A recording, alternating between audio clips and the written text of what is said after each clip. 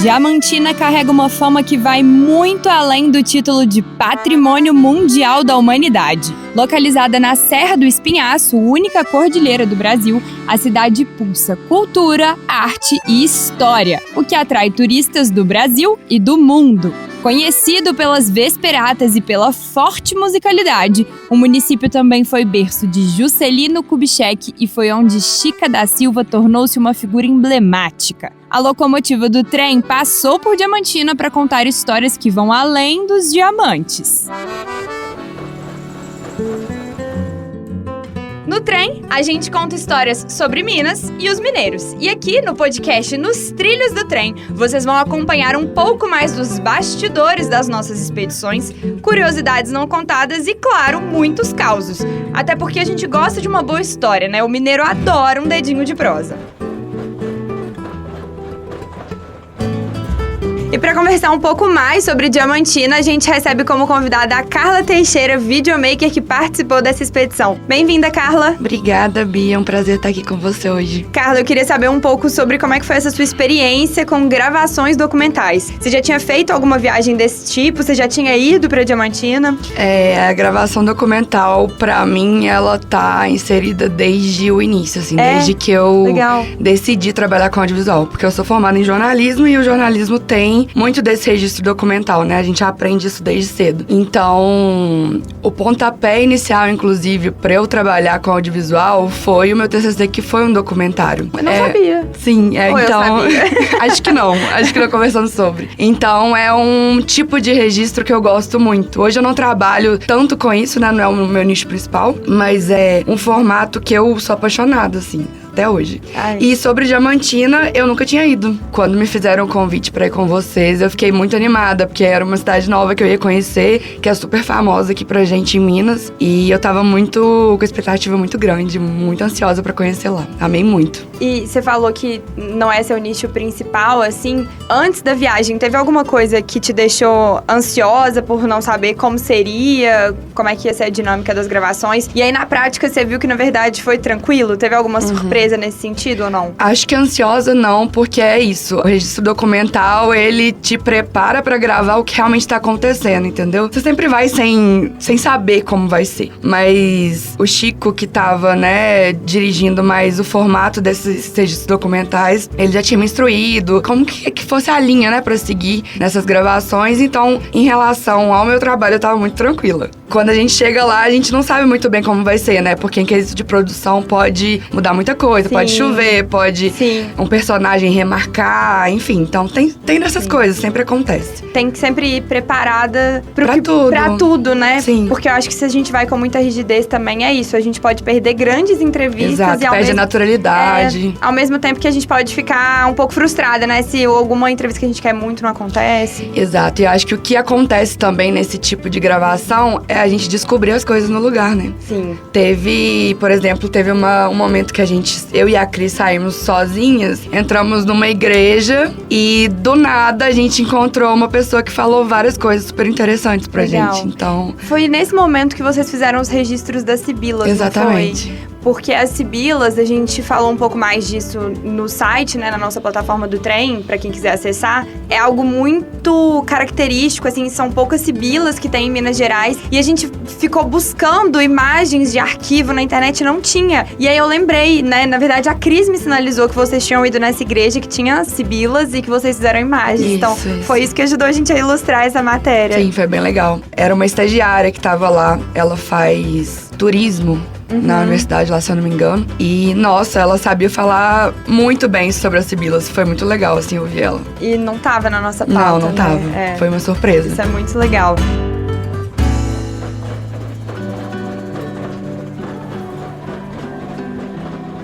E algo que também é muito marcante em Diamantina é a paisagem. A visão para a Serra do Espinhaço, a única cordilheira do Brasil, é um espetáculo à parte com uma grande biodiversidade. A nossa equipe foi até a serra e percorreu um pouco o caminho dos escravos com a guia de turismo Luciana Vial. A Luciana explicou um pouco pra gente sobre essa rota famosa. Nós estamos aqui nesse momento no Caminho dos Escravos. Na verdade, é um trecho, né? Uma parte do Caminho dos Escravos. O Caminho dos Escravos, ele começa de Diamantina, no bairro do Rio Grande, e vai até o distrito de Mendanha. Ele tem aproximadamente 20 quilômetros, o Caminho dos Escravos. Hoje, né, é um espaço, um local onde é muito usado para o ecoturismo.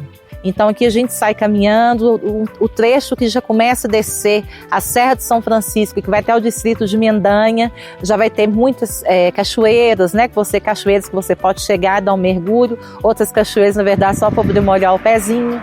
A gente vai ver também, nesse percurso que já vai descendo Caminhos Escravos para chegar em Mendanha, a questão da diversidade do bioma, né, nessa região nossa aqui da Serra do Espinhaço. É muito lindo, vale a pena conhecer, além da história, né, que é uma história que carrega desde o século XVIII, né, desde a descoberta do Arraial do Tijuco por causa do ouro, em seguida a mineração do diamante. Ele é importante, não é só questão dessa beleza, né, dessa engenharia, não, mas a questão da sua história, né, que pra gente é uma história triste, mas é uma história que a gente vê, né? Quantas mãos que estiveram aqui, né? Quantos foram muitos que aqui, né? Gastaram seu tempo, o seu suor, né? Que aqui machucaram, com certeza apanharam para poder estar construindo essa estrada para gerar dinheiro, né? Que foi muito dinheiro.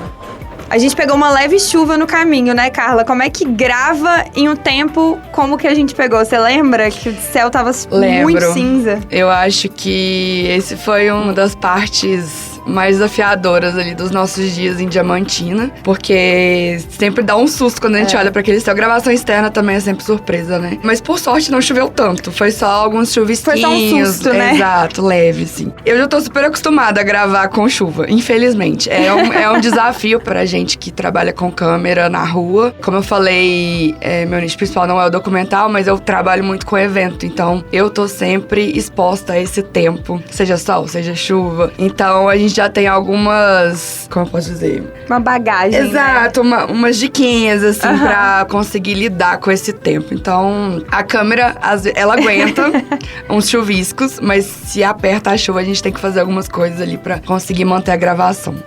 E o Caminho dos Escravos, ele é bem longo, assim, a gente desceu relativamente muito, né? Assim, é bem íngreme, então acho que a gente ficou meio com medo também de, meu Deus, como é que a gente vai voltar? Eu acho que a minha preocupação e da Letícia foi essa, assim, porque quando a gente desceu não tava chovendo ainda.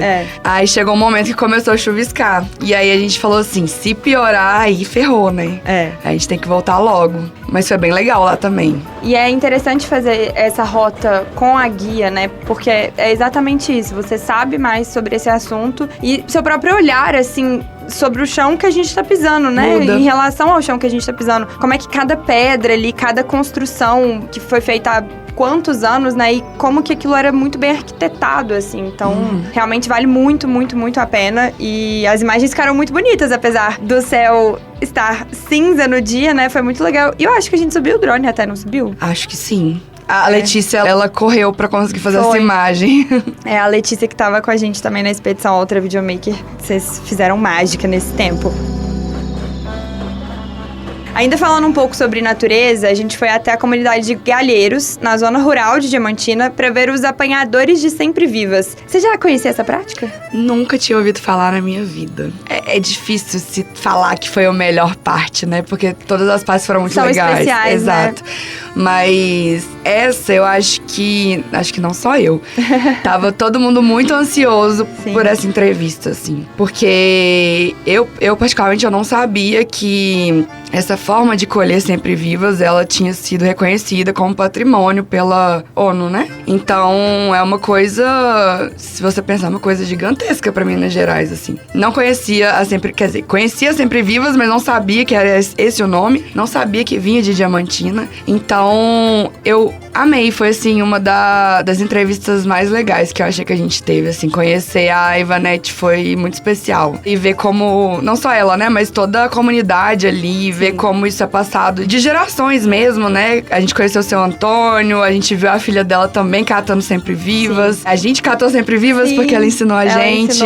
Então foi muito especial. E é muito interessante porque quando a gente vê as flores que são muito bonita, e são várias espécies, né, de sempre-viva, a gente não imagina a técnica que existe por trás, né? Porque a Ivanete explicou pra gente muito sobre como existe uma forma segura de você colher a sempre-viva pra não acabar com a espécie, né? Então, assim, tem toda uma preocupação sustentável ali em relação ao trabalho, que também vira artesanato. Então, ela comentou com a gente que eles exportam, né, as flores. Foi realmente um momento muito especial, assim. Durante essa entrevista, como que você constrói a narrativa do que você vai filmar, assim? Você vai prestando atenção nela, porque, explicando um pouco pro pessoal, a gente fazia sempre em 2 câmeras. A Letícia, nessa expedição, tava como a câmera principal ali das entrevistas e você tava fazendo os detalhes. O que te chama a atenção na hora pra você poder pegar e fazer um detalhe que às vezes você acha que pode entrar no documentário? Como é que funciona? Eu acho que é muito da sensibilidade mesmo, sabe? Se às vezes ela fala, sei lá, alguma coisa citando a filha ou outras gerações e tem alguém presente ali, às vezes vale virar a câmera e fazer uma cena dessa pessoa que ela tá falando. Mas eu acho que ali, como a gente fez uma entrevista, inclusive caminhando, né? A gente tava caminhando no campo das Sempre Vivas, eu acho que era tentar realmente mostrar o ambiente que a gente tava. A Letícia, ela se garantia ali na personagem principal, né? Na fala. E eu tentava buscar outros detalhes, assim, às vezes mão, ou às vezes um olhar. Eu lembro de gravar um momento que tava ela e a filha dela andando de costas, assim, que eu achei super bonitinho. A filha dela catando também as Sempre Vivas. Então acho que é atentar no que a gente tá escutando dela falando e tentar buscar algo que ilustre isso, sabe? De alguma forma diferente que a primeira câmera tá fazendo. Isso como uma forma, assim, de levar essa sensação pro espectador? Sim. Gostei. Ficaram muito bonitas também, realmente foi muito, muito especial, assim, conhecer a comunidade de Galheiros e ouvir a história dessas pessoas que fazem isso há tantos anos, né? A Ivanete, inclusive, contou pra gente o porquê do nome Sempre Viva e desde quando ela, a Ivanete, colhe as flores. Porque mesmo depois dela desidratada, ela não sofre alteração no formato ou a cor. Ô, Nete, ela dá o ano todo? Sim, o ano inteiro, de 2 em 2 meses, tem uma coleta diferente. Isso aqui a gente faz o estoque dela, você tem que coletar e guardar. A vegetação aqui é cerrado, e ela só produz em cerrado. E tem uma outra, a branquinha, que é a Sempre Viva, aquela tradicional que eu falo que foi aquela mais exportação, a gente tem um cultivo dela ali. Tem algumas pétalas ainda que já passou o tempo dela, né? Que ela começa em março e vai até em maio. Mas ainda tem pra gente mostrar pra vocês, ainda tem lá. E minha mãe, eu fui privilegiada de nascer na época da Sempre Viva. E minha mãe antigamente as mulheres passou 4, 5 dias já estavam trabalhando, né? Aí minha mãe foi no campinho pertinho aqui, eu não vou deixar a menina dentro de casa não, porque é muito novinha, tá com 7 dias. Me levou, colocou debaixo de uma árvore, colocou uma coberta lá e pôs minha irmã tomando conta. Então eu me sinto que desde que eu nasci, eu tô no campo de Sempre Viva. Isso foi em que mês? Março.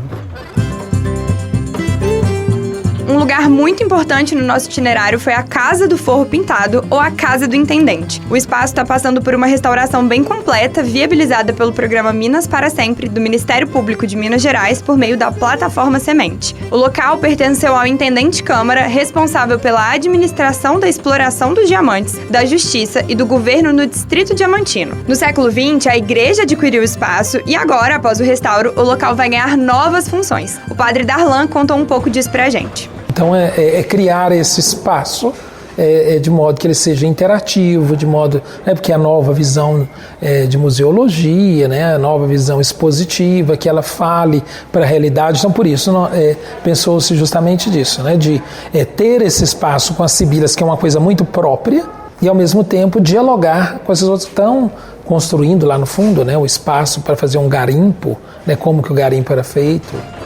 Carla, o teto pintado é realmente muito grande, né? Algo muito grandioso. E é interessante que não tem uma definição correta para o desenho. E nem sabe se é ao certo quem que fez. O que você achou dele? Eu achei a pintura muito bonita. Acho que é a parte mais emblemática daquela casa. E o padre contou um pouco dessa especulação, né? Que pode ser um desenho dos 7 pecados capitais. E eu acho que a parte legal também foi lá que a gente descobriu sobre as sibilas, né? Sim.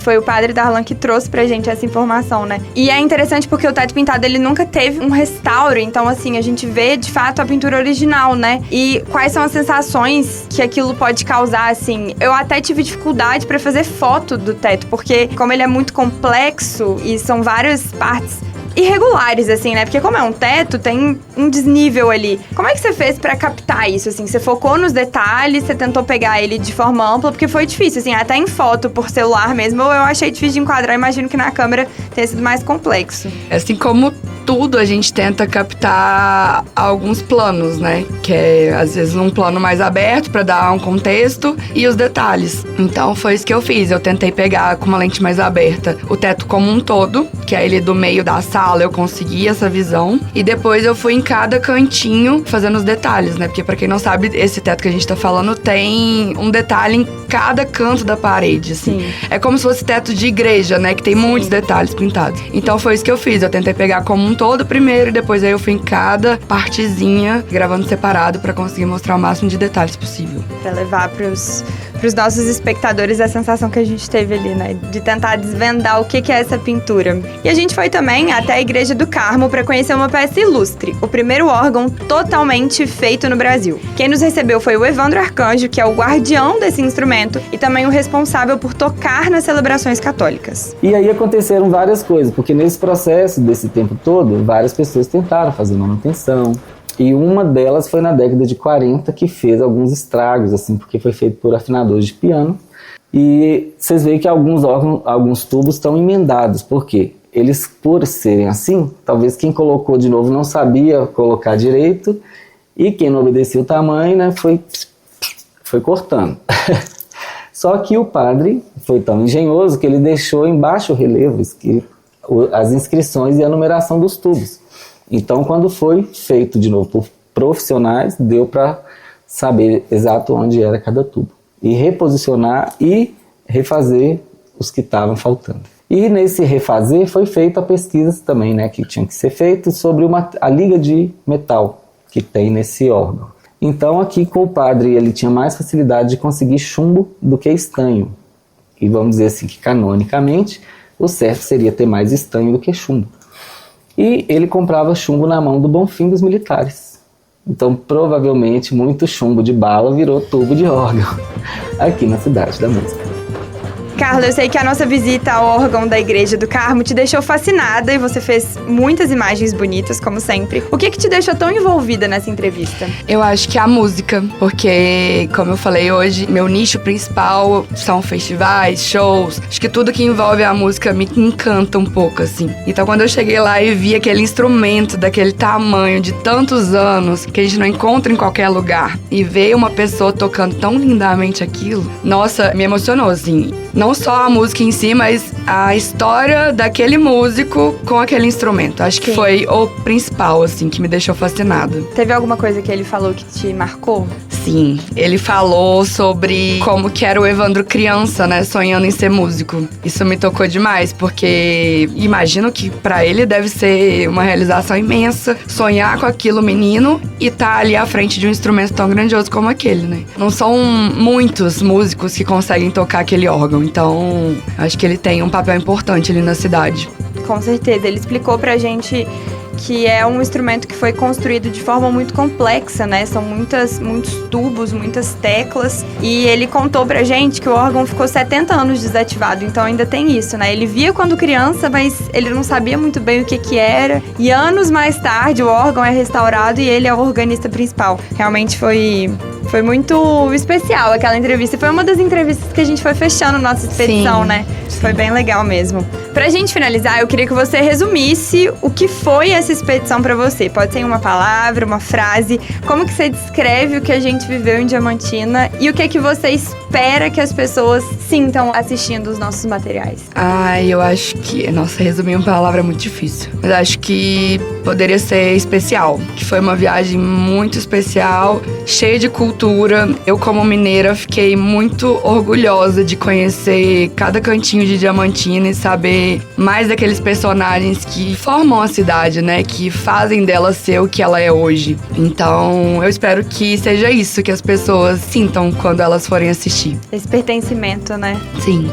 Esse orgulho mesmo do que a gente tem aqui é muito bonito. É rico, é muito rico. Concordo com você. Queria te agradecer, Carla, por contribuir com a nossa conversa sobre Diamantina, pelo seu olhar sensível e por todos os momentos dessa expedição. Foi realmente muito especial, como a gente tá falando aqui, né? Obrigada, gente. Foi um prazer tanto ir com vocês nessa expedição, quanto estar aqui contando isso. Espero que todo mundo goste do resultado. Foi um prazer. Com certeza, vão gostar. Esse foi mais um episódio contando um pouco dos bastidores das nossas expedições, das curiosidades e dos causos. Para acompanhar os conteúdos completos, confira o nosso site trem.com.br e nos acompanhe nas redes sociais @Instituto Trem em todas elas. Lembrando que Trem escreve com 2 Es. Dê 5 estrelas para esse episódio e fique ligado porque vem muito mais pela frente. Até o próximo! O Instituto Trem tem apoio da plataforma Semente e do Ministério Público de Minas Gerais.